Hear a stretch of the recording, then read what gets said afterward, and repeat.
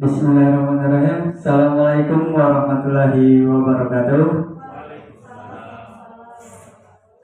Yang saya hormati Bapak Ibu Guru yang pada hari ini menyempatkan waktunya untuk hadir dalam kegiatan diseminasi aksi nyata program pendidikan guru penggerak tentang budaya positif.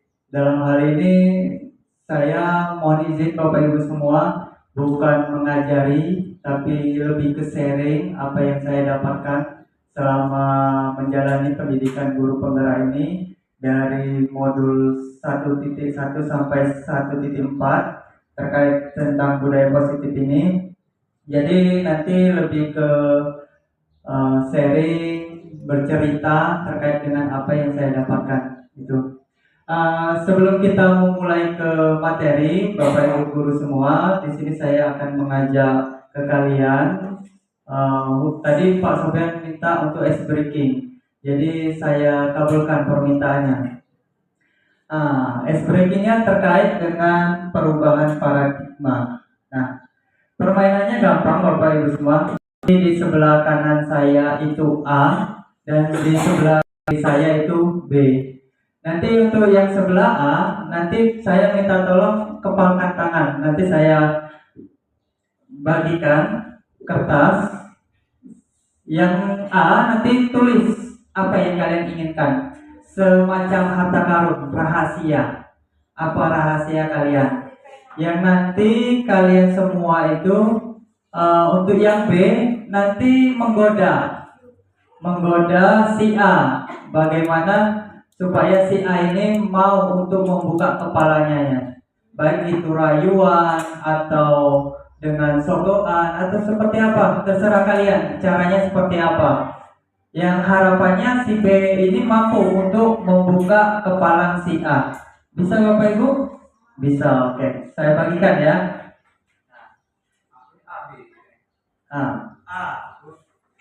Dengan Pak Adi dengan Bu Patria ya. Oke. Kalau Pak Sofian karena sendirian nanti ikut ya Pak Sofian ya. Iya. Jadi silakan Bapak Ibu untuk yang sudah saya bagikan kertasnya, silakan untuk tulis apa rahasianya. Rahasia. Karena ini kita permainan, rahasianya apa sih? Ya, satu kata boleh. Boleh. Tapi jangan curhat ya Pak ya. Kalau curhat nanti nggak muat kertasnya. Iya.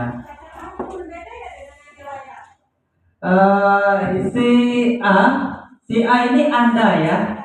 Anda disuruh membuat apa? Rahasia. Nanti kertasnya dikepalkan supaya si B tidak bisa membukanya. Nah, si B ini cukup satu, bisa membujuk, bisa mengacam, bisa menghardik, merayu, menyuap, terserah. Ya ini silakan. Nah, silakan ditulis. Jadi nanti Bu Mary menggoda Bu Ani untuk membuka kepala, Pak Purza juga. Nanti Bu Patria menggoda Pak Adit untuk membuka kepalanya. Terus nanti Bu Helen, ini Bu Duita yang menggoda Bu Helen untuk membuka kepalanya. Pak Sofian cukup menilai dan melihat, gitu ya. Sudah? Ya, jadi yang saya orang yang tidak suka menggoda. Jadi saya pilih yang suka menggoda. Gitu. Terbalik ya. Oke. Jadi kita mulai ya. Oke. Saya berikan waktu untuk Pak Purza, Bu Mary, Bu Patria dengan Bu Duita untuk menggoda. Silakan. Dengan caranya masing-masing ya. Bagaimana caranya si Bu Ani, Bu Sandi, Pak Adi dan Bu Helen untuk membuka kepalanya. Silakan.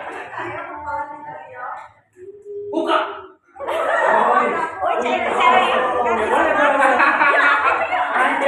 Ya, boleh membujuk, mengancam, menghardik, merayu dan membuat.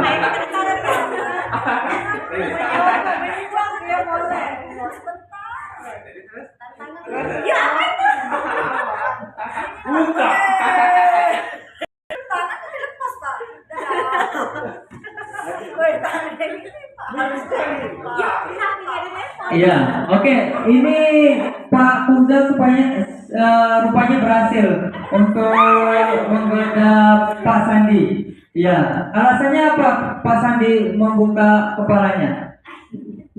Pak Kunza sudah emosi tadi. Ya, Pak Kunza benar, emosi tadi. Aksi, Aksi, oke. Jadi akibat Pak Kunza ini emosi, jadi ada rasa ketakutan terhadap Pak Sandi. Jadi Pak Sandi membuka kepalanya untuk cari amannya ya. Oke. Tapi Gimik itu. gimmick saja ya. Oke. Kalau Bu Mary dengan Bu Ani gimana? Berhasil? Pertahanannya kuat sekali di pertahanannya. Sungguh kuat. Oke, nggak bisa digoda, nggak bisa dihardik, nggak bisa dirayu juga, agak sulit. Jadi agak teguh pertahanannya. Kalau Bu Badria dengan Pak Adit gimana? Sama, tapi sedikit. Sudah dirayu Acaranya mungkin dibuka. bermain sudah. Masa mau gini? Tapi memang teguh pendirian dia jadi tidak bisa. Oh iya, jadi Apa yang ditulis? ya gimana? Wah. Mobil, oh nggak bisa. Iya, jadi termasuk teguh ya. Kalau Bu Helen dengan Bu Duita gimana? Sama tidak bisa juga. Nggak bisa, dirayu sudah. Benar. Tetap tidak bisa teguh pendirian. Ya, jadi permainan ini lebih ke eh, intinya setiap orang itu kita tidak bisa mengontrol keinginan kita untuk orang itu mengikuti apa yang kita lakukan. Tidak bisa. Misalnya saya memerintah Pak Kunza, silakan Pak Kunza mandi sekarang. Pak Kunza tidak akan mengikuti apa yang saya omongkan karena Pak Kunza tidak mau dikontrol. Jadi yang bisa mengontrol diri kita adalah diri kita sendiri. Nah, ini tadi ya. Apakah Anda atau B membuka kepala tangan Anda? Mengapa? Apa alasan Anda atau B membuka kepala tangan Anda? Jadi tadi saya sudah tanyakan. Jadi ada yang kalau Pak Sandi takut karena Pak Kunza sudah emosi. Kalau Bu Mary dengan Bu Ani, Bu Aninya susah Pak karena Bu Ani teguh dengan pendirian. Pak Adit, terus Bu Patria, Bu Duita dengan Bu Helen juga sama. Apakah Anda atau B menutup kepala tangan Anda? Mengapa? Apa alasan Anda atau B tetap menutup kepala tangan Anda? Jadi setiap orang itu mempunyai alasan tersendiri kenapa harus memegang teguh apa itu rahasia ataupun hal-hal yang lain.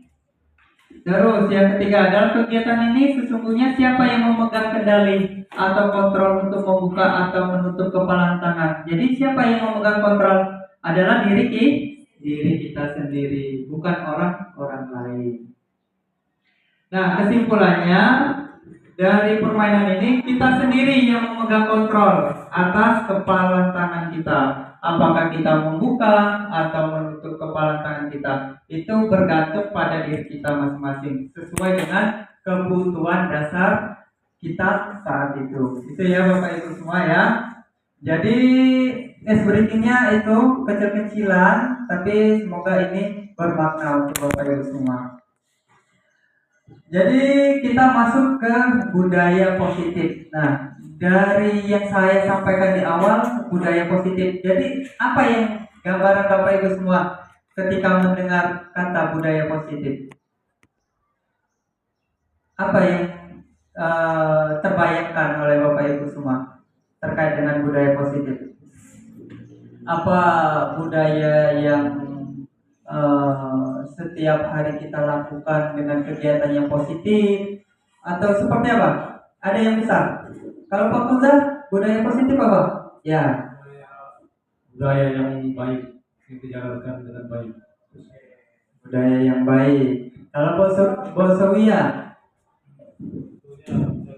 Kalau menurut kami itu kebiasaan yang sifatnya bisa kita lakukan terus menerus tetapi tidak menimbulkan dampak bagi orang lain.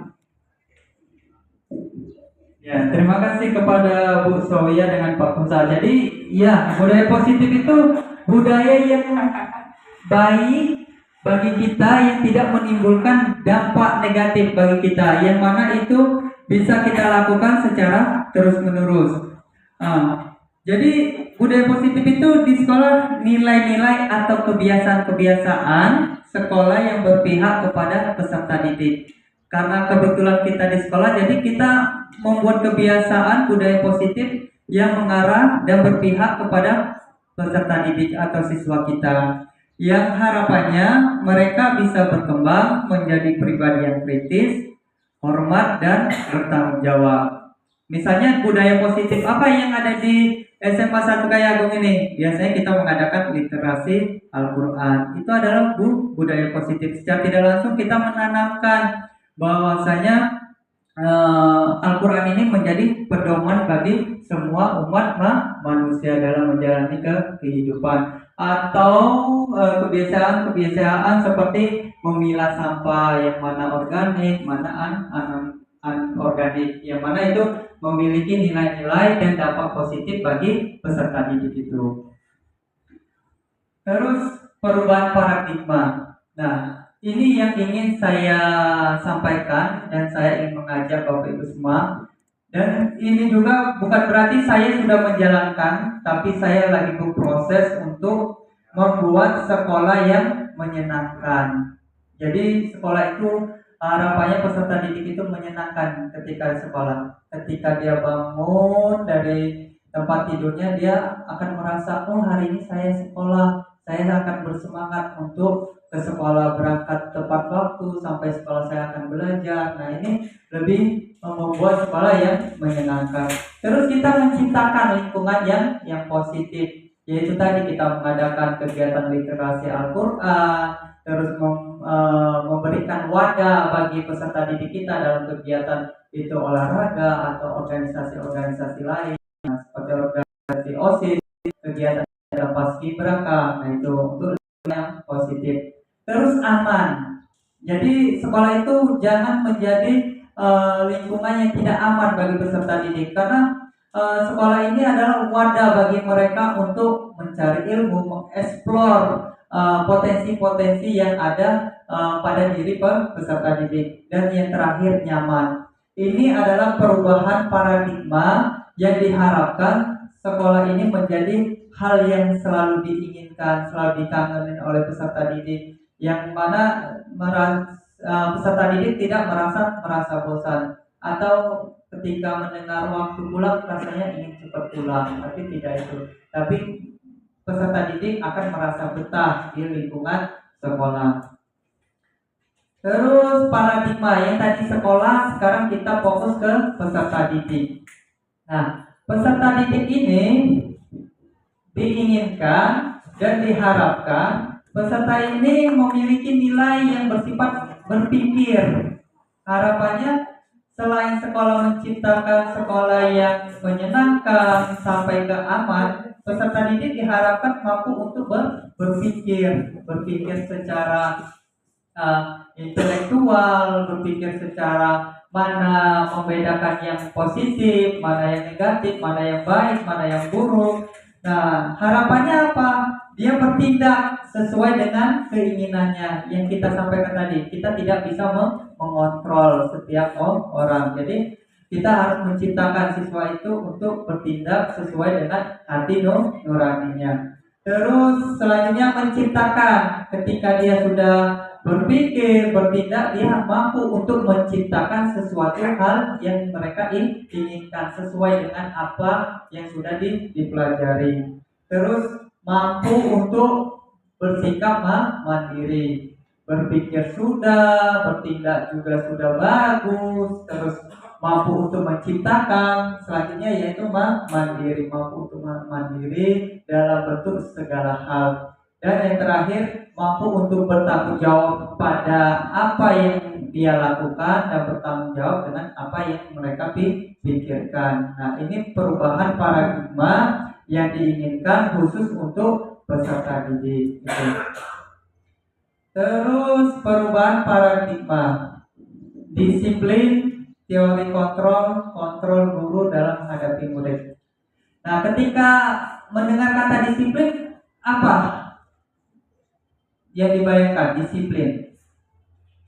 Kalau kamu nggak bisa seperti itu, nggak usah ikut kegiatan Bapak, tidak usah ikut pembelajaran Bapak. Kalau kalian tidak ingin membuat tugas, itu disiplin atau tidak, Bapak Ibu? Bukan ya? Ya, disiplinnya seperti apa, Bu Ani? Coba. Disiplin itu kalau menurut saya pribadi bisa dikatakan mentaati aturan yang berlaku gitu. Itu saja. Ada lagi? Kalau Pak Sofian, disiplin. Coba.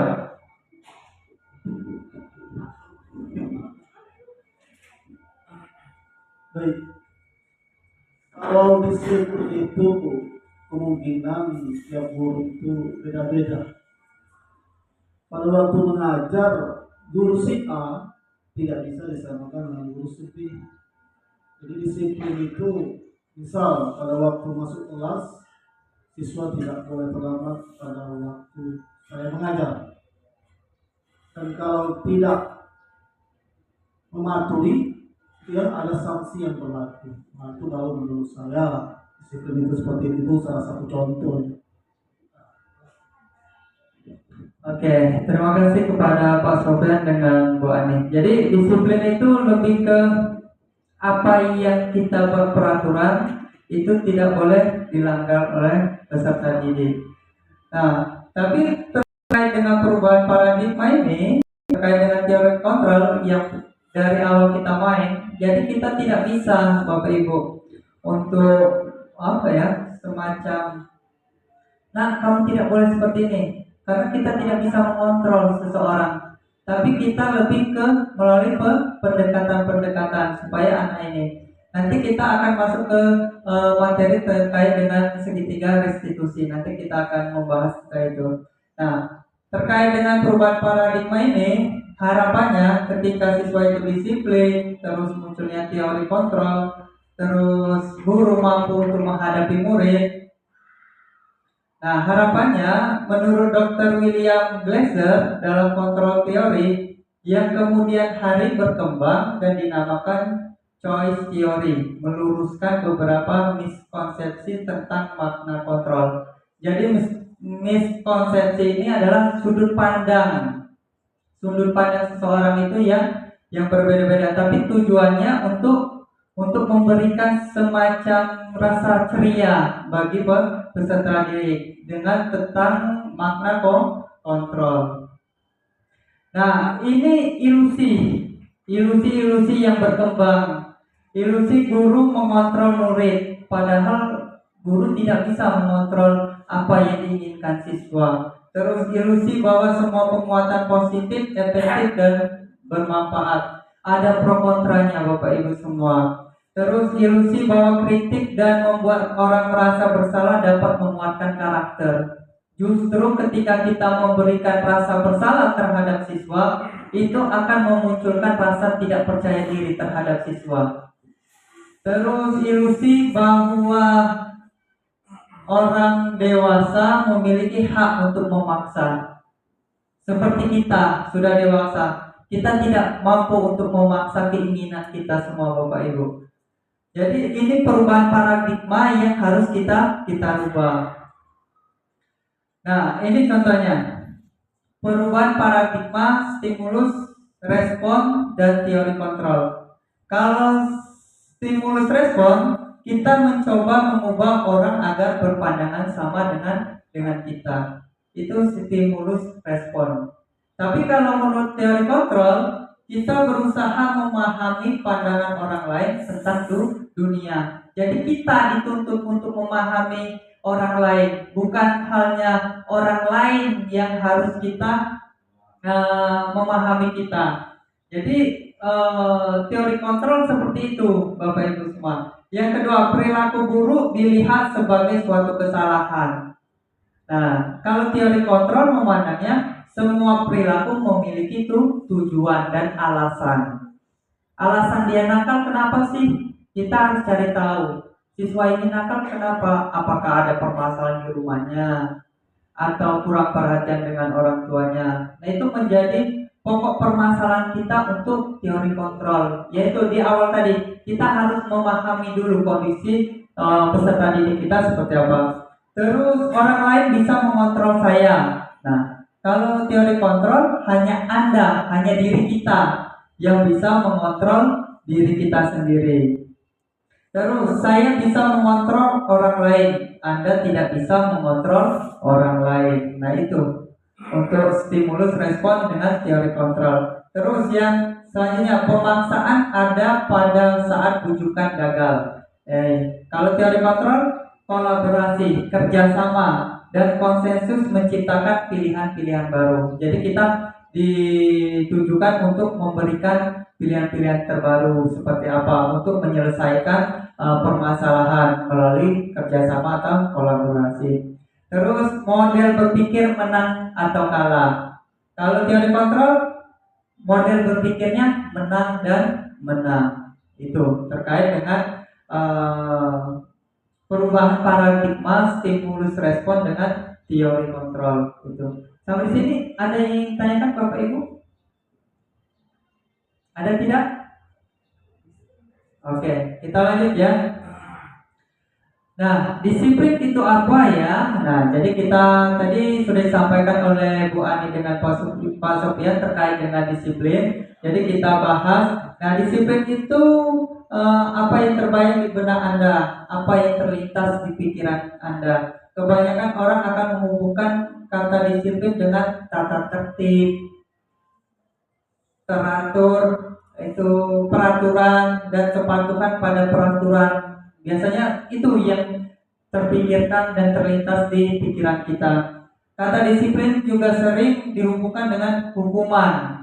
Itu. Kalau tidak melaksanakan peraturan kita ya pasti dapat hukuman seperti itu. Padahal itu sungguh berbeda karena belajar tentang disiplin positif tidak harus dengan memberikan hukuman. Justru lebih ke alternatif terakhir. Dan kalau perlu tidak digunakan sama sekali hukuman tersebut. Kalau melakukan budaya positif. Jadi budaya positif itu lebih condong ke mencari solusi yang terbaik tanpa memberikan semacam hukuman. Terus ini menurut Ki Hajar Dewantara, di mana ada kemerdekaan, disitulah harus ada disiplin yang kuat.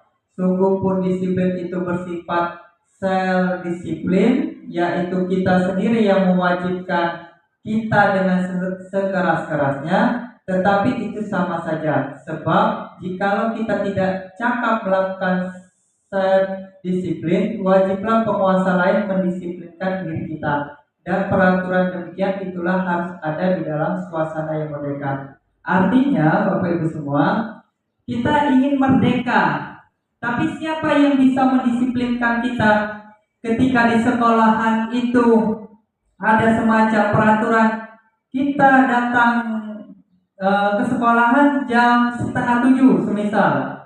Secara tidak langsung tidak akan setiap hari Bapak Ibu akan mengingatkan kita datang jam 6:30. Tapi yang bisa mendisiplinkan kita ya kita sendiri. Oh, saya ini berangkat sekolah harus jam 6:30. Kalau tidak 6:30 berarti saya akan terlambat ke sekolah. Nah, jadi lebih ke sana Ki Hajar Dewantara ini mengharapkan. Jadi kita harus merdeka secara mandiri itu.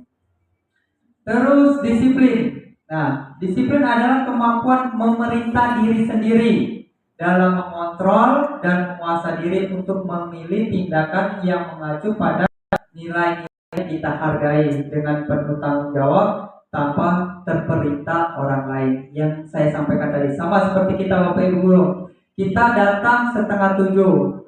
Bapak kepala sekolah terus mengawasi kita di depan pagar 6:30. Kita datang 6:30 dengan aktif. Tapi tiba-tiba Bapak kepala sekolah ada rapat dinas ke Palembang. Kita mengetahui, oh, Bapak kepala sekolah hari ini rapat dinas ke Palembang. Jadi saya berangkat siang saja karena tidak ada yang mengawasi. Berarti kita tidak disiplin Bapak Ibu. Jadi yang bisa mendisiplinkan kita itu diri kita sendiri tanpa diawasi atau diperintah oleh orang lain. Itu Bapak Ibu ya, terkait dengan disiplin. Nah, terkait dengan disiplin, ini teori motivasi perilaku manusia ini ada dua, ada dari eksternal, dari luar, dan ada dari internal. Kalau motivasi eksternal ini untuk menghindari ketidaknyamanan hukuman yang saya contohkan tadi. Ketika ada bapak, kita datangnya tepat waktu. Kalau tidak ada bapak, kita datangnya terlambat. Karena kita takut kalau kita datang ada bapak, terus kita datang terlambat, kita akan malu. Itu semacam hukuman psikologis terhadap kita. Tapi kalau memang kita dorongannya dari internal, kita menghargai diri kita sendiri. Bagaimana, saya ini ada tugas jam 6:30 saya harus ada di sekolahan. Jadi kita lebih menghargai diri kita sendiri. Terus kalau motivasi eksternalnya ada dua, untuk mendapatkan imbalan dari orang lain atau mendapat penilaian dari orang lain. Bapak ibu ini hadir tepat waktu.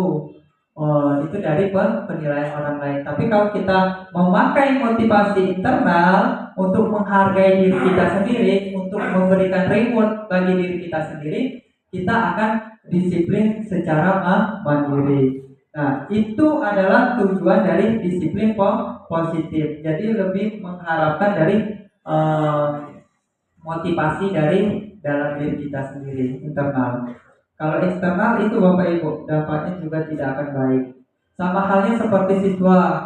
Nah, kalian kalau ulangan nilainya bagus, nanti Pak kasih hadiah seperti itu. Itu motivasi seperti itu hanya sementara. Jadi siswa itu ketika ulangan cuma bayangannya ingin mendapatkan hadiah dari kita. Sebenarnya itu tidak bagus bagi siswa tersebut. Padahal kita mengadakan nilai itu ya untuk menguji kemampuan dari proses pembelajaran yang sudah kita lakukan. Nah, ini hukuman konsekuensi dengan restitusi. Nah, kalau menurut Bapak Ibu dari ini hukuman konsekuensi atau restitusi, mencatat 100 kali di dalam buku kalimat saya tidak akan terlambat karena terlambat ke sekolah. Menurut Bapak Ibu itu hukuman atau konsekuensi? Hukuman, oke. Lari mengelilingi lapangan basket 2 kali karena terlambat hadir di sekolah. Hukuman atau konsekuensi? Hukuman, oke. Murid diminta untuk push up 15 kali karena tidak menggunakan masker ke sekolah. Hukuman. Menggantikan kertas tugas teman yang telah dicoret-coret. Konsekuensi. Membersihkan tumpahan air di meja tulis karena tersenggol pada saat belajar. Hukuman atau konsekuensi? Konsekuensi. Murid disuruh untuk tidak mengenakan sepatu seharian di sekolah karena tidak mengenakan sepatu hitam. Hukuman. Lari mengelilingi lapangan basket 2 kali karena terlambat 10 menit untuk pelajaran PJOK. Hukuman atau ini? Hukuman. Kita koreksi Bapak Ibu ya, jawaban kita semua ya. Yang ini konsekuensi, yang lain adalah hukuman. Nah, jawabannya konsekuensi. Jadi apa yang Bapak Ibu 1, 2, 3 itu benar, hukuman. Terus 4, 5 itu konsekuensi, ini hukuman. Dan yang terakhir tadi jawabannya hukuman, yang sebenarnya adalah konsekuensi gitu. Nah, lari mengelilingi lapangan basket 2 kali kan terlambat 10 menit untuk pelajaran PJOK. Ada hubungan dengan materi. Atau bisa jadi di awal memang sudah disampaikan. Karena kan sekarang ini kan kita disuruh untuk membuat kesepakatan kelas, keyakinan kelas. Nah itu jadi terkait dengan konsekuensi. Nah, perbedaan konsekuensi dan hukuman dengan konsekuensi.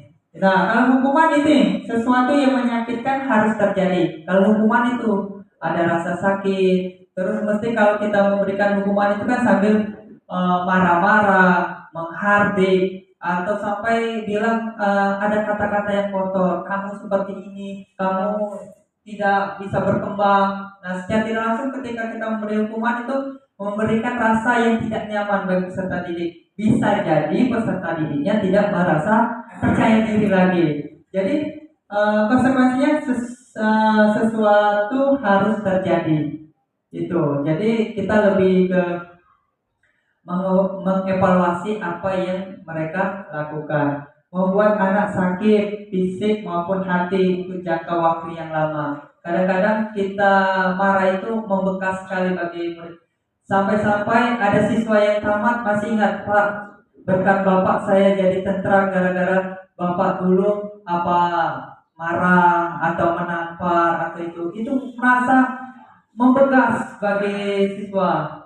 Apalagi konsekuensinya membuat anak merasa tidak nyaman dalam jangka waktu yang pendek konsekuensinya. Terus anak membenci kedisiplinan. Konsekuensinya anak menghargai disiplin. Paksaan.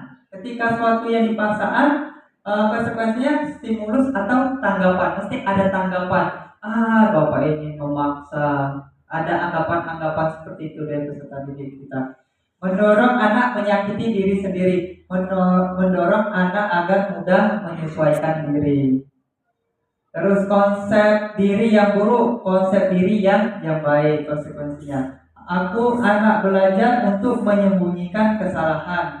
Anak belajar untuk mematuhi peraturan. Terus marah, rasa bersalah, dipermalukan, merasa tak dihargai. Terus konsekuensinya kehilangan hak, dibuat tidak nyaman, diasingkan untuk sementara. Jadi itu terkait perbedaan hukuman dengan konsekuensi. Nah, hukuman, konsekuensi, dan restitusi. Nah, ini yang akan kita ambil Bapak Ibu, restitusi. Yang ini sering kita lakukan. Yang kita lakukan hukuman dan konsekuensi ada secara tidak sadar dan tidak langsung kita sering melakukan ini. Tapi di sini saya mengajak Bapak Ibu semua untuk melaksanakan atau secara tidak langsung belajar untuk melaksanakan namanya restitusi. Hukuman, sesuatu yang menyakitkan harus terjadi. Konsekuensinya sesuatu harus terjadi. Restitusi merupakan pilihan. Jadi misalnya ada siswa nih tidak pada saat ulangan kita ada yang nyontek, secara tidak langsung kita panggil dulu secara pribadi. Nah, kamu tadi kenapa menyontek? Kita klarifikasi dulu. Kamu menyontek kenapa? Kita tanyain dulu alasannya apa? Saya tidak belajar Pak atau ini. Nah, jadi kita validasi. Nah, seharusnya kamu seperti apa biar tidak mencontek. Ya, nanti siswanya disuruh untuk menyadari kesalahannya. Oh Pak, karena supaya saya tidak mencontek lagi, saya harus belajar dengan giat supaya saya tidak melakukan kesalahan ini. Lebih ke apa ya? Ibarat kata menyadarkan siswa itu untuk tidak mengulang ini. Karena setiap tidak langsung kalau kita menggunakan segitiga restitusi, lebih ke menyadarkan siswa supaya tidak mengulangi lagi, supaya siswa itu bisa melakukan perubahan-perubahan yang lebih baik itu. Terus tidak nyaman untuk murid anak untuk jangka waktu panjang, tidak nyaman konsekuensinya. Lebih ke menguatkan untuk murid atau anak dalam jangka waktu yang panjang. Nah, itu berbeda. Korban mendapatkan keadilan, korban bisa diabaikan. Kalau di restitusi, korban mendapatkan ganti. Murid atau anak akan tersakiti. Murid atau anak dibuat tidak nyaman. Kalau restitusi, murid atau anak mendapatkan penguatan. Jadi kalau di restitusi itu lebih menstabilkan identitas, validasi dari suatu permasalahan sampai ya ujungnya lebih menguatkan keyakinan kelas apa yang dilanggar gitu. Nah, ini keyakinan kelas. Jujur Bapak Ibu, baru semester ini saya membuat keyakinan mata pelajaran, keyakinan kelas. Ya sebenarnya supaya apa yang saya pelajari bisa diimplementasi. Keyakinan kelas itu seperti apa sih? Harus ada nilai-nilai kebajikan. nilai-nilai yang bersifat positif, yang bersifat universal, yang disepakati secara tersirat dan tersurat, lepas dari latar belakang suku, negara, bahasa maupun agama. Jadi siswa diberikan kebebasan untuk membuat keyakinan kelas yang mana nanti kita sepakati secara bersama-sama dengan anak-anak. Kita sebagai guru hanya menuntun agar siswa-siswa tersebut bisa membuat keyakinan dan itu bisa dijalankan. Terus seseorang akan lebih tergerak dan bersemangat untuk menjalankan keyakinannya daripada hanya sekedar mengikuti serangkai peraturan tertulis tanpa ada makna. Ya selama ini Bapak Ibu, di setiap sekolah itu ada tata tertib banyak.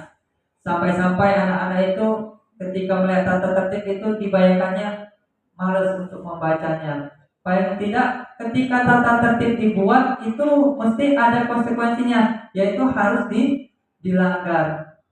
Peraturan dibuat untuk dilanggar. Tapi kalau keyakinan kelas ini, karena siswa-siswa itu yang memunculkan, Pak, saya ingin membuat keyakinan kelas yaitu menghargai sesama lain. Jadi kita di kelas ini menghargai ketika orang berpendapat, kita diam, ketika orang lain untuk berbicara kita diam, itu adalah bentuk menghargai. Jadi semua siswa itu partisipasinya sangat baik untuk menyampaikan unek-uneknya, atau ada yang ini membuat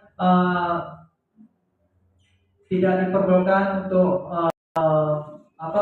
berbicara dengan hal yang bersifat kotor seperti itu. Nah, jadi keyakinan kelas ini yaitu untuk memudahkan kita Bapak Ibu, apabila siswa itu melanggar, kita lebih mengingatkan dengan pendekatan untuk menyadarkan siswa itu yang dibuatkannya ini adalah hal yang salah. Nah, bentuk keyakinan kelas sifat abstrak, peraturan yang lebih rinci dan konkret. Karena itu keyakinan yang diyakini siswa tersebut. Keyakinan kelas berupa pernyataan-pernyataan yang universal.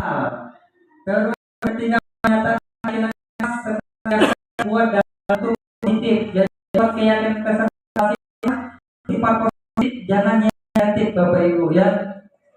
Terus keyakinan kelas hendaknya tidak terlalu banyak sehingga mudah dipahami dan mudah diingat. Terus semua warga kelas sebaiknya ikut berkontribusi dalam membuat kegiatan kelas lewat surah pendapat. Jadi diajak semua. Terus bersedia meninjau kembali keyakinan kelas dari waktu ke waktu. Jadi kalau apabila keyakinan kelas kita yang dibuat itu pada waktu tertentu tidak sesuai dengan kondisi kelas kita, maka boleh untuk dirubah dan boleh kita ajak lagi diskusi peserta didik kita supaya keyakinan kelas ini bisa berjalan dengan sesuai. Nah, ini keyakinan kelasnya. Selalu kembalikan buku ke tempatnya. Keyakinan kelasnya, nilai kebajikannya apa menurut Bapak Ibu? Ketika selalu kembalikan buku ke tempatnya, nilai kebajikannya apa?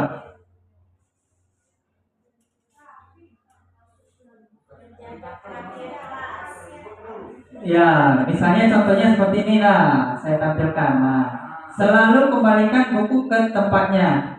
Nah, keyakinan kelasnya apa? Tanggung jawab, nilai kebajikannya. Terus dilarang mengganggu orang lain. Nah, ketika membuat keyakinan kelas itu jangan diawali dengan kata dilarang, tidak boleh, jangan. Nah itu lebih ke nilai kebajikan seperti harus bertanggung jawab, menghormati orang lain dan diri sendiri, menghormati orang lain, komitmen. Ini hadir di sekolah 15 menit sebelum pembelajaran dimulai. Di awal tadi kan saya menyampaikan kita harus disiplin melalui diri sendiri, bukan dengan faktor motivasi eksternal, ya. Kita menghormati orang lain, komitmen pada tujuan berkomitmen. Dilarang melakukan kekerasan. Nah, keyakinan kelasnya yang sesuai keselamatan, menghormati orang lain. Dilarang menggunakan narkoba. Yaitu nilai kebajikannya apa? Kesehatan. Kita ulang. Bergantian atau menunggu giliran. Menghormati orang lain atau kesabaran dan seterusnya. Ini adalah contoh-contoh keyakinan kelas. Semoga ini menjadi referensi Bapak Ibu untuk tidak terlambat Bapak Ibu. Meskipun ini sudah di bulan 9, setidaknya kita sudah memulai hal yang baik untuk sistem pembelajaran kita. Nah, 5 kebutuhan dasar manusia. Nah, 5 kebutuhan dasar manusia ini ada 5: bertahan hidup, terus kasih sayang dan rasa diterima, kebebasan, kesenangan dan penguasaan. Ini 5 kebutuhan. Kebutuhan saya, kebutuhan Bapak Ibu ini harus terpenuhi. Karena semua orang senantiasa berusaha untuk memenuhi kebutuhannya dengan berbagai cara, dengan cara apapun untuk memenuhi kebutuhan itu. Bila mereka tidak bisa mendapatkan kebutuhannya dengan cara yang positif, mereka bisa melanggar peraturan atau melakukan hal-hal yang tidak sesuai dengan nilai-nilai kebajikan. Jadi ketika kita ingin memenuhi kebutuhan kita harus melakukannya dengan hal-hal yang bersifat positif, dengan hal-hal yang baik. Agama kita saja mengajarkan apabila kita melakukan hal-hal yang buruk, dampaknya juga tidak akan baik bagi tubuh kita. Jadi kita mencari rezeki dengan cara yang halal untuk memenuhi kebutuhan kita. Itu Bapak Ibu ya. Terus 5 posisi kontrol. Nah, ini ada penghukum, teman, pembuat rasa bersalah, pemantau, manajer. Nah, Bapak Ibu sekarang ada di posisi mana? Yang mana? Kalau Pak Sandi posisinya yang mana? Nah, Pak Kunza. Posisi Pak Kunza ketika mengajar di kelas yang mana? Apakah menghukum, ataukah teman, atau pembalas serta, pemantau, atau manajer? Pak Kunza. Teman. Oh, teman dan manajer, Pak Kunza. Kalau bukan dia sama baik, ya. Teman dengan manajer. Jadi sekarang ini kita sebagai guru ini tidak seperti Bapak Ibu yang sudah mengajar kita. Kalau di zaman dulu masih bisa. Kalau sekarang tidak bisa karena anak-anak kita sudah dilindungi oleh Undang-Undang Perlindungan Anak. Jadi kita cubit dikit saja bisa menjadi malapetaka bagi kita. Jadi sekarang ini kita sebagai guru kita hanya sebatas teman, manajer dengan pemantau. Kalau penghukum, pembuat rasa bersalah ini rasanya tidak cocok bagi kita Bapak Ibu. Jadi itu ya. Nah, kita lihat dulu video ini.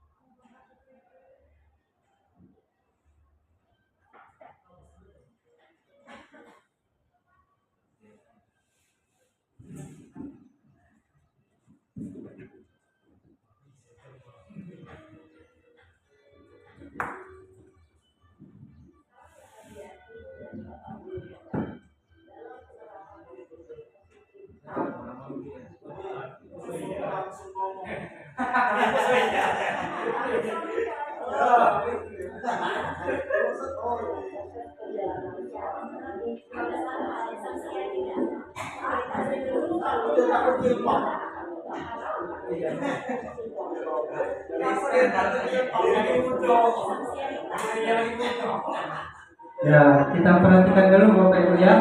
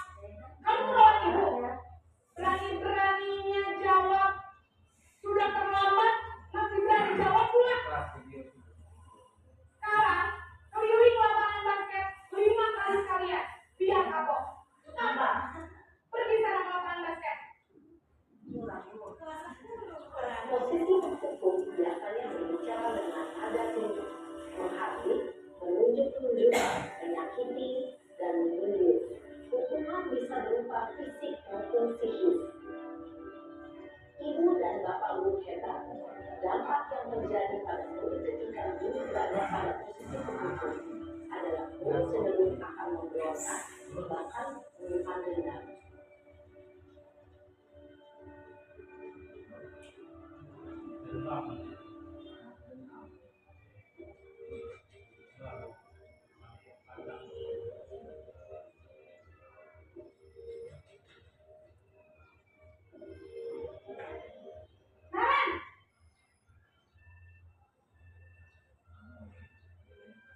Selamat pagi, Bu. Naren, kamu kenapa terlambat lagi, nak? Ya Tuhan, Naren. Kamu senang ya bikin ibu susah ya? Kalau kamu terlambat lagi, nanti ibu yang ditegur bapak kepala sekolah, nak. Disangka ibu tidak bisa membina kamu. Duh, gimana ini? Maaf, Bu. Duh, Gusti Naren. Kamu suka ya kalau ibu tegur bapak kepala sekolah? Terus, sekarang ibu harus tulis apa yang di buku absen? Ini kamu sudah sering terlambat loh. Ibu harus apa coba? Maaf, Bu. Maaf sekali. Ya sudah, lain kali jangan bikin ibu susah lagi ya nak ya. Ibu tidak akan kuat lagi kalau kamu gini terus. Bisa jantungan kalau ibu tegur bapak kepala sekolah. Sekarang cepat kelas. Maaf ya, Bu. Maaf sekali. Posisi membuat rasa bersalah, berbicara dengan nada tenang, cenderung lembut. Namun kata-kata yang diutarakan membuat murid merasa menjadi orang yang gagal. Memandang buruk dirinya sendiri, merasa tidak berharga, dan tidak sanggup membahagiakan orang lain. Ketika guru mengambil posisi membuat rasa bersalah, murid akan menganggap dirinya yang bersalah dan ia akan menyimpan emosi negatif tersebut di dalam dirinya.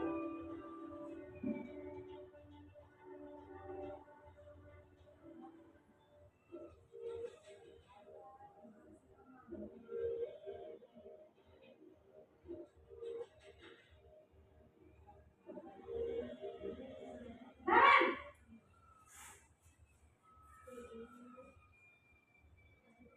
Selamat pagi, Bu.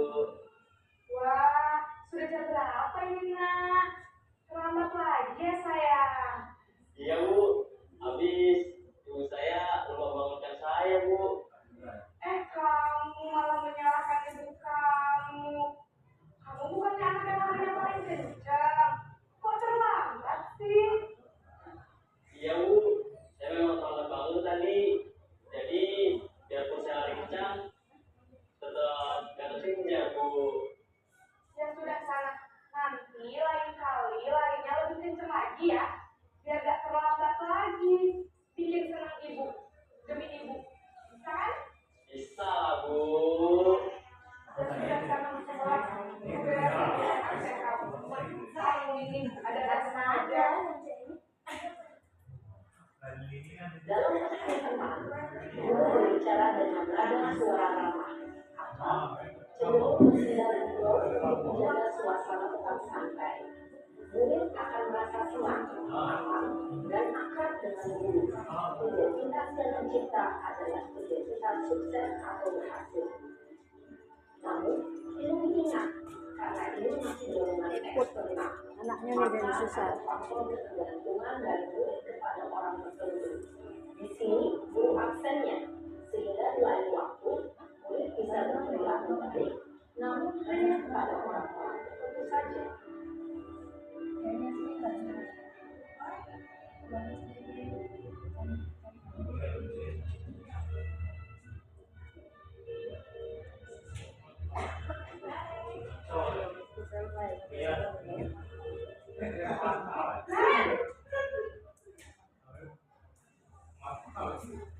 Selamat pagi, Bu. Naren, apa peraturan sekolah kita tentang jam berapa kita harus masuk sekolah, nak?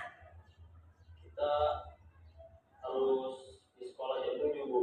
Iya betul. Sekarang sudah jam 7.20. Naren sudah tahu konsekuensinya jika terlambat hadir. Paham, Bu.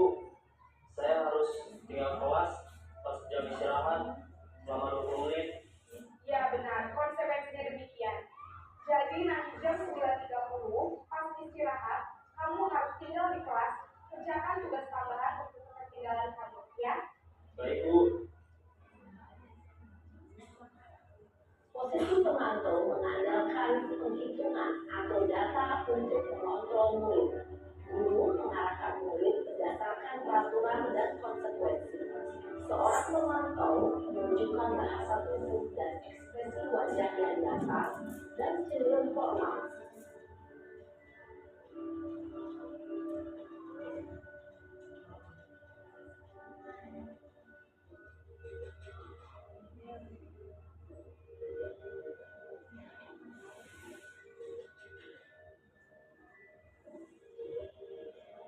Naren,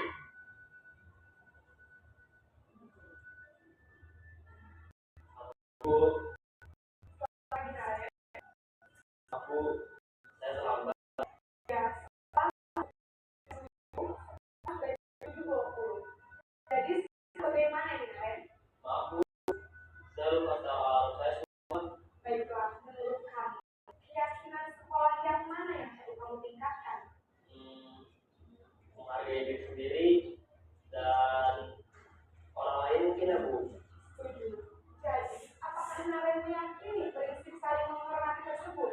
Ya, Bu. Saya meyakininya. Apakah Naren bersedia memperbaiki masalah keterlambatan ini? Bersedia, Bu.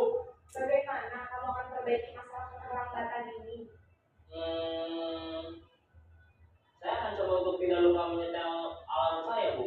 Baik, kalau Naren lupa menyetel alarm di rumah, ada orang yang kira-kira bisa bantu mengingatkannya. Ada, Bu. Kakak saya, Kak Emma. Ada lagi selain Kak Emma. Selain Kak Emma, ada ibu saya. Baik, jadi yang mengingatkan Naren adalah Kak Emma dan ibu kamu, ya. Kira-kira akan mulai start alarm kapan nih, Naren? Setelah pulang sekolah, akan segera saya lakukan. Baik, jadi Naren akan setel alarm untuk bangun besok pagi dan akan diingatkan oleh kakak dan ibunda Naren, ya. Ada lagi yang mungkin perlu dilakukan, Naren, agar tidak terlambat bangun lagi. Tidak ada, Bu. Baik, Naren, terima kasih untuk bersama kami. Sekarang kamu perlu kembali ke kelas 7 belajar. Baik, Bu. Terima kasih. Posisi manajer adalah posisi kontrol yang disarankan untuk membimbing murid memiliki sikap disiplin yang positif, yaitu murid yang mandiri, bertanggung jawab, dan dapat memecahkan masalah. Tujuan dari posisi ini adalah agar murid dapat berefleksi atas tindakannya. Guru akan terus memberikan pertanyaan-pertanyaan bermakna, sehingga membuat murid dapat belajar dari kesalahannya dan mencari sebuah solusi untuk menyelesaikannya. Ibu dan bapak guru hebat, setelah mengamati adegan kelima posisi kontrol tadi, kira-kira posisi mana yang paling ideal? Posisi mana yang dapat menunjang motivasi prinsip murid? Ya, tentu posisi manajer. Posisi ini memang posisi ideal yang ingin dituju setiap pendidik. Pada posisi inilah, guru dapat menerapkan disiplin positif dan memihak pada murid yang memerdekakan murid. Perjalanan seorang pendidik tentunya tidak mudah untuk sampai pada posisi seorang manajer. Namun, tujuan kita pasti, yaitu menciptakan murid-murid yang mandiri, merdeka, dan bertanggung jawab. Semoga penggambaran 5 posisi kontrol yang telah diperlihatkan ini dapat menjadi ajang refleksi bagi kita semua, agar dapat terus mengasah dan menerapkan disiplin positif yang memerdekakan murid. Mari terus berlatih dan bersemangat. Selamat menerapkan. Salam dan bahagia Ibu dan Bapak Guru hebat.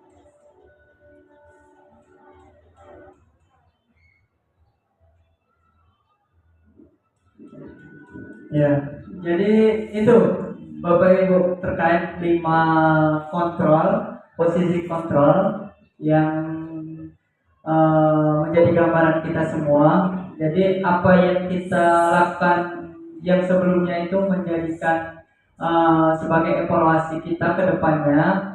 Jadi lebih condong budaya positif ini ke posisi kontrolnya, yaitu manajer. Kita lebih mengklarifikasi, menstabilkan dulu identitas, memvalidasi apa permasalahannya, yang terakhir yaitu menekankan keyakinan kelas yang sudah kita sepakati, gitu ya. Ini 5 posisi kontrol terkait dengan penghukum, merasa bersalah, teman, pemantau, dan manajer. Ini misalnya guru berbuat menghardik, menunjuk-nunjuk, menyakiti, dan menyindir. Biasanya seperti itu, Bapak Ibu, ketika kita menjadi seorang penghukum. Tapi kalau kita menjadi seorang yang merasa bersalah, berceramah dulu. Panjang lebar kita ceramah siswa, terus mengatakan seharusnya kamu seperti ini, nah. Terus ibu merasa kecewa atau bapak merasa kecewa dengan apa yang kamu lakukan, membuat ibu merasa malu atau bapak merasa malu dengan apa yang kamu lakukan. Itu membuat siswa merasa bersalah. Jadi ujung-ujungnya siswa tersebut tidak akan merasa percaya diri lagi. Teman membuat alasan-alasan untuk memuridnya. Jadi kalau kita posisi kontrol yang ke teman, kita sebagai guru ini memberikan solusi kepada siswa. Misalnya siswa terlambat, kita melapor dengan guru-guru yang lain karena alasan-alasan seperti ini. Sebenarnya tidak bagus dalam kondisi kontrol teman. Pemantau juga kita hanya berlandaskan dengan data yang kita lihat, yang kita buat untuk menghitung dan mengukur sampai ke manajer. Nah, kalau manajer yang kita lihat tadi, Bapak Ibu ya, terkait dengan 5 posisi kontrol. Terus ini motivasi eksternal dengan motivasi intrinsik atau dalam diri kita. Kalau identitas gagal, perilaku kontrol negatif penghukum, pembuat masalah. Kalau yang positif itu teman dengan pemantau. Ini bisa dikatakan berhasil, tapi dampaknya tidak terlalu bagus untuk siswa. Tapi ketika kita memakai manajer, kita mengajukan pertanyaan-pertanyaan yang saya sampaikan tadi Bapak Ibu, 3 tadi. Ini menstabilkan identitas, validasi, sampai keyakinan kelas. Nah, ini beberapa contoh yang nanti bisa dijadikan Bapak Ibu sebagai referensi untuk menindaklanjuti siswa-siswa yang menurut kita perlu untuk kita bimbing. Terus 5 posisi kontrol, pernyataan-pernyataan. Saya kecewa sekali dengan kamu, membuat orang merasa bersalah. Kamu tidak pernah benar melakukan penghukum. Ayolah lakukan demi ibu atau bapak itu sebagai teman. Apakah kamu mau mendapatkan stiker bintang hari ini?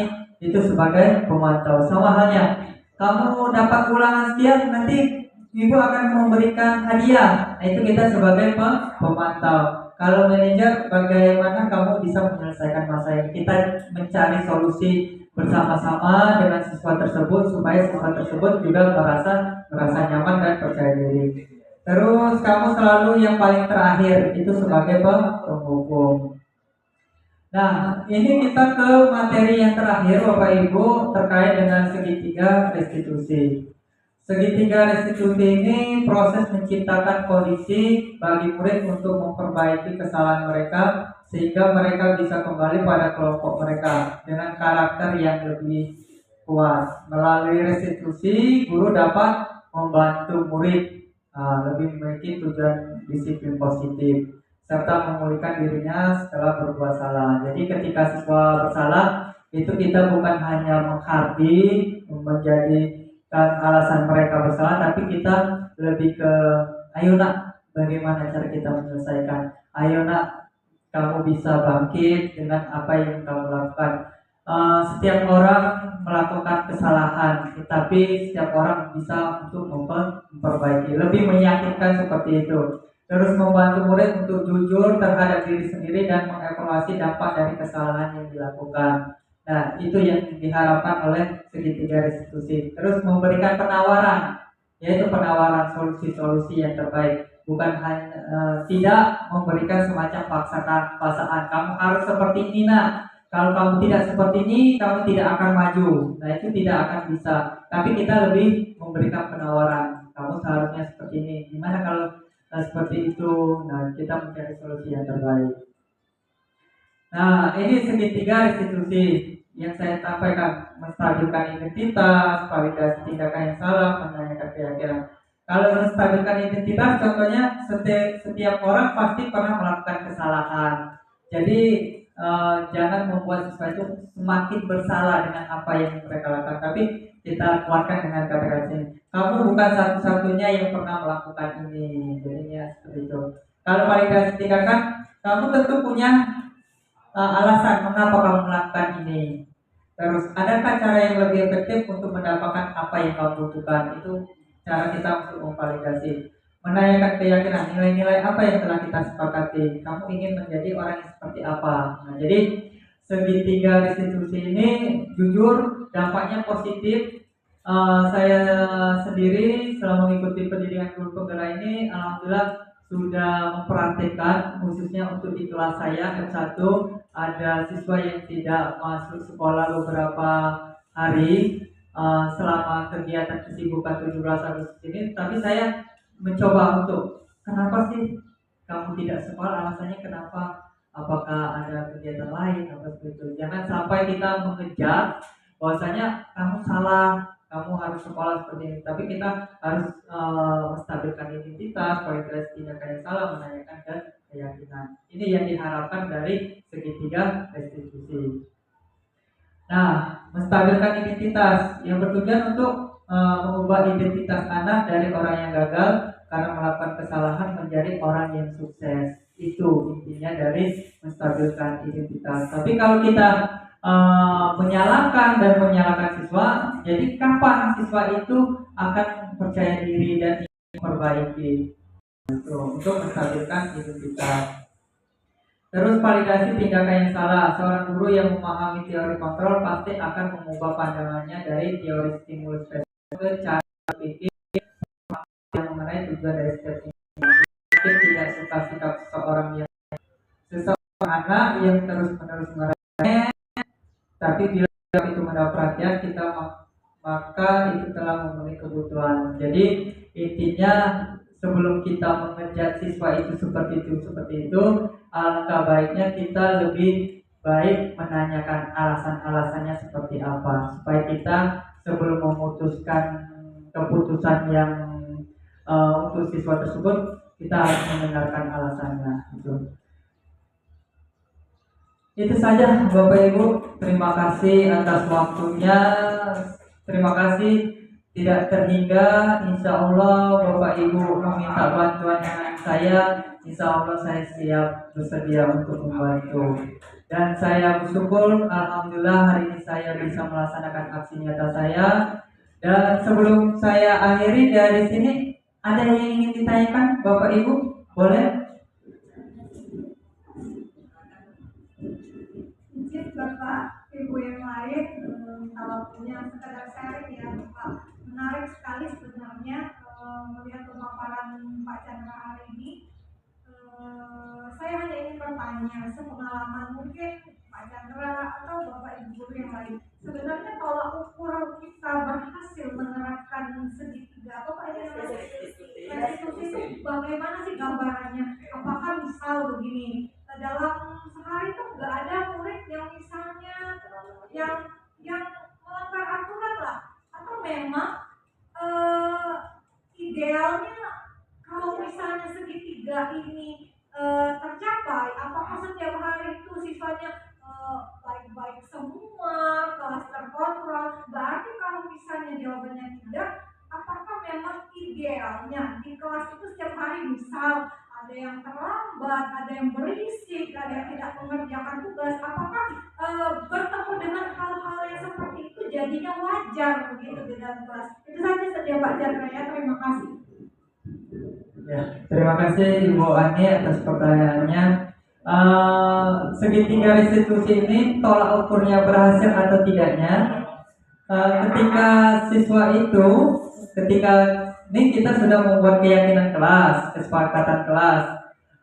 Apabila siswa itu ibarat katanya tanda kutip melanggar dengan apa yang sudah kita sepakati, dengan apa yang kita yakini, tolak ukurnya letaknya di mana? Ketika kita sudah menggunakan segitiga restitusi, kita lihat dulu perubahannya ke depannya seperti apa. Siswa ini ketika kita menggunakan segitiga restitusi itu kan kita misalnya contohnya seperti ini, saya yang saya buat itu.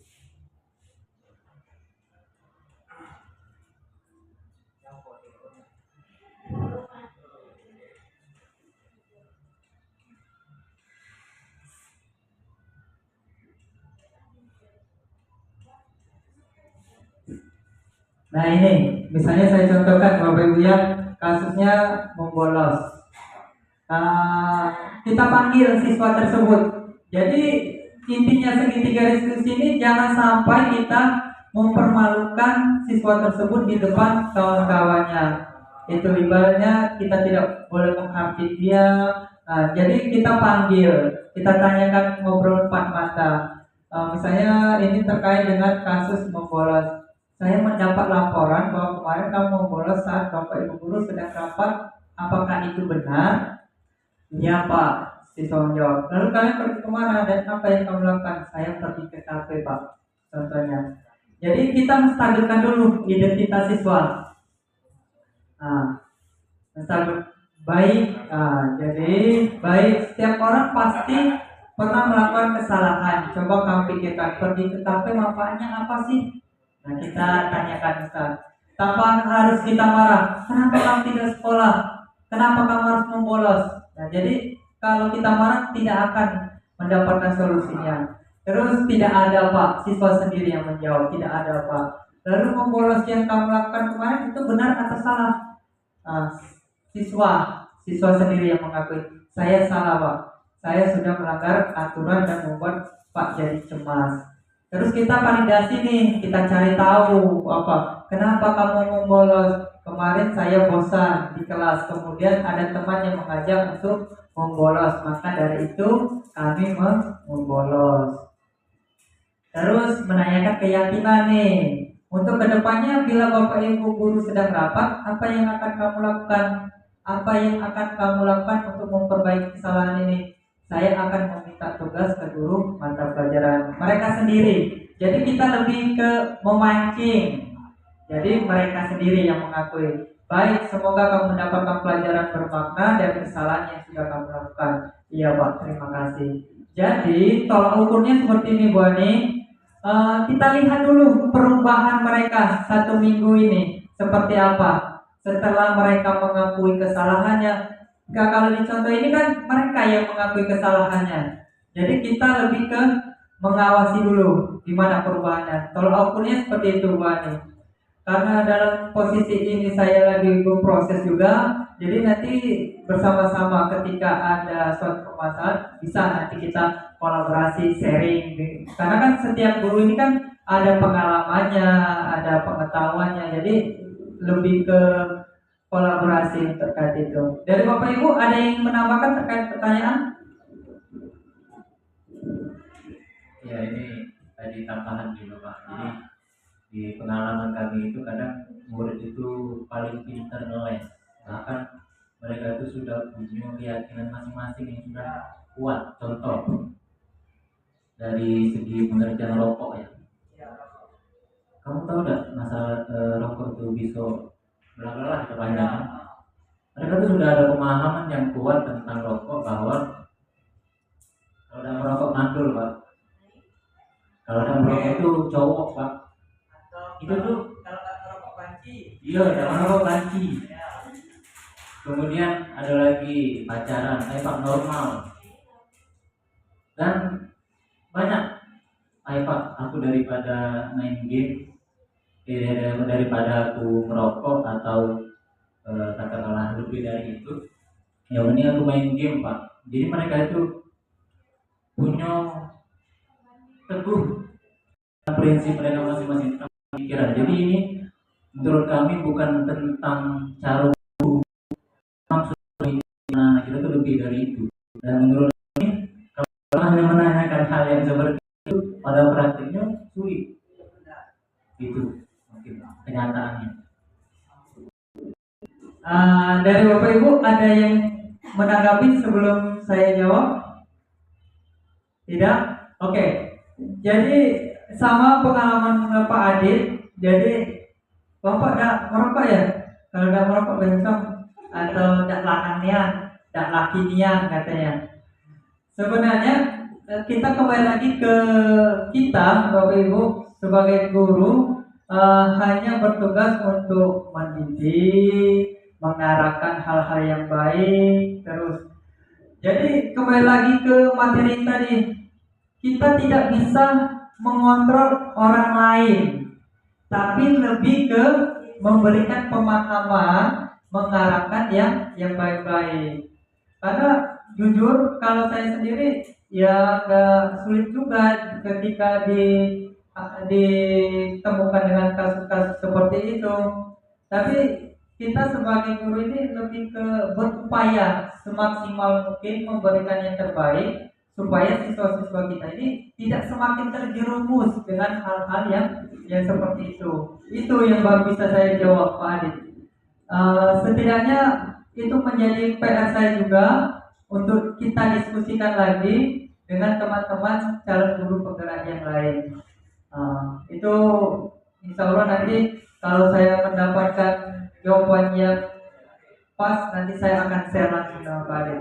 Itu. Ada lagi Bapak Ibu? Oke. Baiklah, terima kasih atas kesempatannya. Jadi di sini saya tadi menulis tentang kontrol, ya, mengontrol orang lain.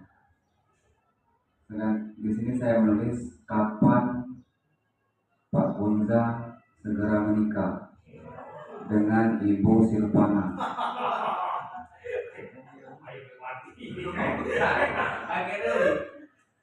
Jadi apa menurut pendapat Pak Chandra tentang kontrol Pak Bunza ini? Apakah harus diingatkan terus?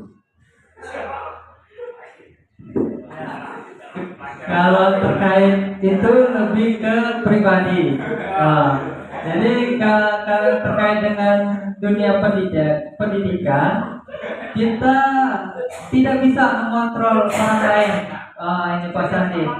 Tapi lebih ke condong mengingatkan dengan apa yang sudah dilakukan, konsekuensinya akan seperti ini apabila itu tidak dilakukan, seperti itu. Jadi lebih memberikan pemahaman itu. Itu. Dari Bapak Ibu ada lagi sebelum ini? Kalau tidak, terima kasih Bapak Ibu atas waktunya. Semoga apa yang Ibu tanyakan dan Bapak tanyakan itu menjadi PR saya untuk menjadi bahan diskusi saya untuk dengan teman-teman yang lain. Saya akhiri. Wassalamualaikum warahmatullahi wabarakatuh.